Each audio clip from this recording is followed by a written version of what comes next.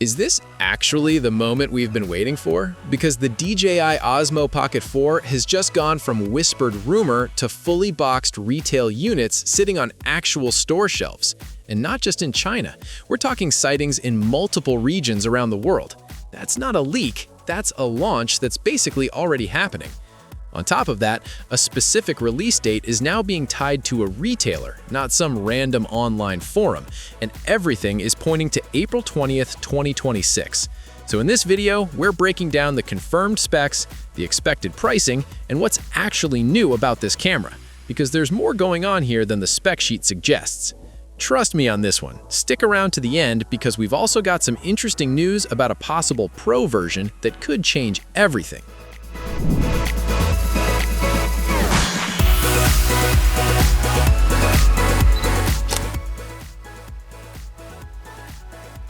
Let's talk about why this launch feels different from the usual DJI rumor cycle. It's one thing to see grainy, leaked images online. It's a completely different thing when fully packaged creator combo units start appearing on store shelves in places like Colombia. Retailers don't put stock out unless they have confirmed schedules and internal arrival dates. Earlier speculation pointed to a March to April window, and everything we're seeing now lines up perfectly with that.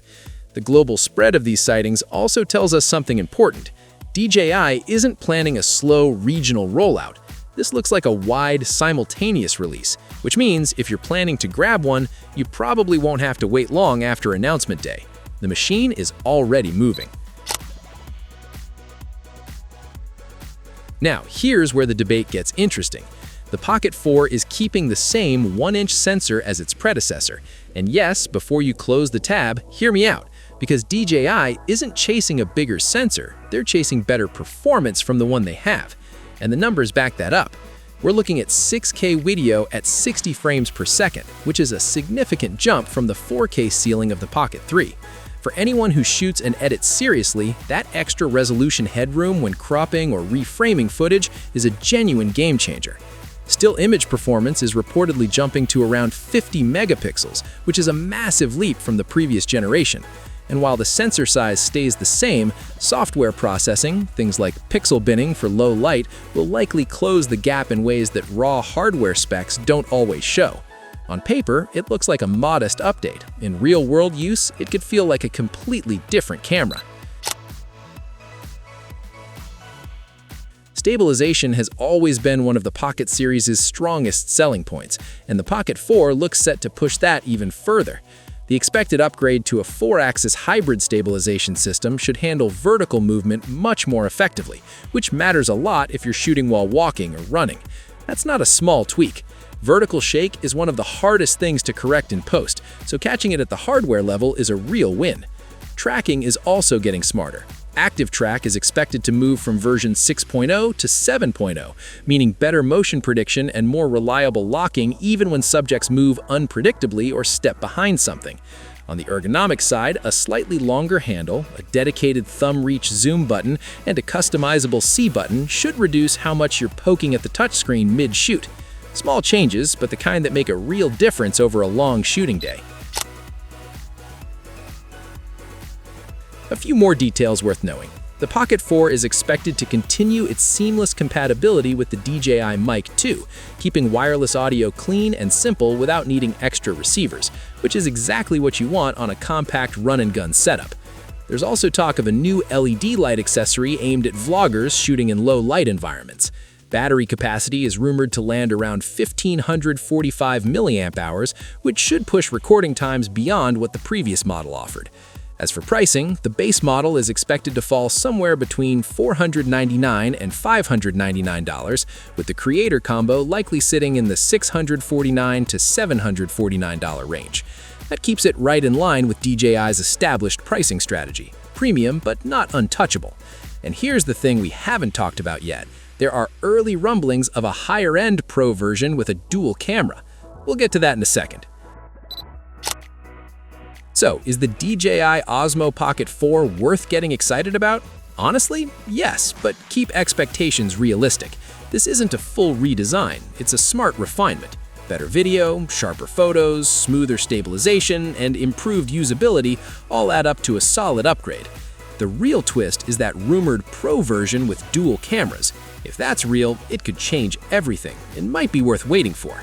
With retail units already surfacing, the official launch feels very close. So, what are you doing? Grabbing the base model, the creator combo, or waiting for the Pro? Let me know in the comments. What if the next big camera upgrade is not louder, faster, or flashier, but simply smarter where it matters most? Because that is exactly the vibe surrounding the upcoming DJI Osmo 360 II. On the surface, it looks like a familiar refresh, same compact body, same immersive shooting style. But underneath, the leaks suggest meaningful upgrades in battery life, connectivity, and overall reliability.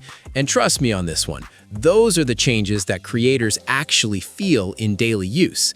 In this video, we are going to break down what the latest filings reveal about the Osmo 360 II, when it might launch, how much it could cost, and whether this upgrade is worth getting excited about. So stick around, because the timeline here is starting to make a lot more sense.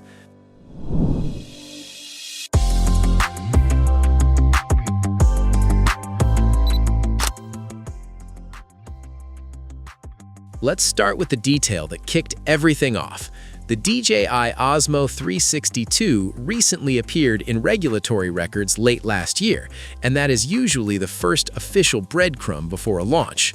These filings are not marketing hype. They are technical approvals that confirm a product is real and ready for release. You know, it's funny, most people skip over these documents, but they often tell the most honest story. What stands out here is the upgraded wireless capability.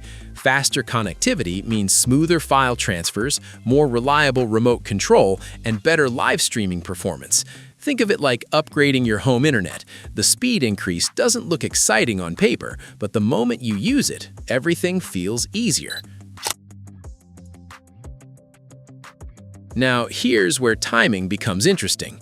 Based on the typical pattern we've seen in previous DJI launches, products like the DJI Osmo 360 II usually appear in public records a few months before they hit the market.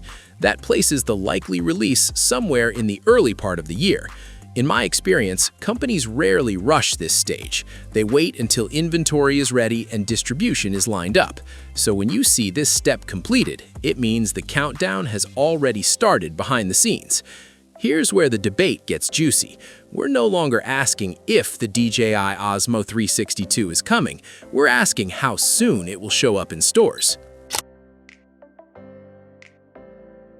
Let's talk about one of the most practical changes coming to the DJI Osmo 360 II, battery life, because nothing kills creativity faster than watching your camera shut down in the middle of a perfect shot. Early information suggests a noticeable jump in capacity, which could extend recording sessions beyond what the previous model offered. That might not sound dramatic at first, but think about a long travel day or an outdoor adventure shoot. Fewer battery swaps mean less interruption and more freedom to focus on capturing the moment. And honestly, this is one of those upgrades that doesn't look flashy in headlines, but makes a huge difference in real-world use. Now, let's get into the imaging side of the Osmo 360 II. The core hardware appears similar to the previous generation, which means the focus here is refinement rather than reinvention. That includes better processing efficiency, improved low-light performance, and smoother video stitching. Specs are one thing, but user experience is a whole different game. When processing becomes faster and smarter, editing becomes easier, and footage looks cleaner straight out of the camera. For creators working with immersive content, that translates into less time fixing problems and more time telling stories. Another area expected to improve on the Osmo 360 II is stabilization. Modern cameras rely heavily on software, and even small tweaks can make footage noticeably smoother. Imagine filming while running or hiking. The difference between shaky and stable footage often comes down to how smart the system is. The design will likely stay compact and lightweight, which is exactly what users want. So, what do we know? The Osmo 360 II is shaping up to be a smart evolution, not a dramatic reinvention. If you want flashy upgrades, this might feel subtle, but if you care about real-world usability, this starts to look very appealing. So, what do you think? Is the DJI Osmo 362 the upgrade you've been waiting for, or are you holding out for something bigger? Drop your thoughts in the comments. And if you enjoyed this breakdown, don't forget to like, subscribe, and hit the bell so you never miss what comes next.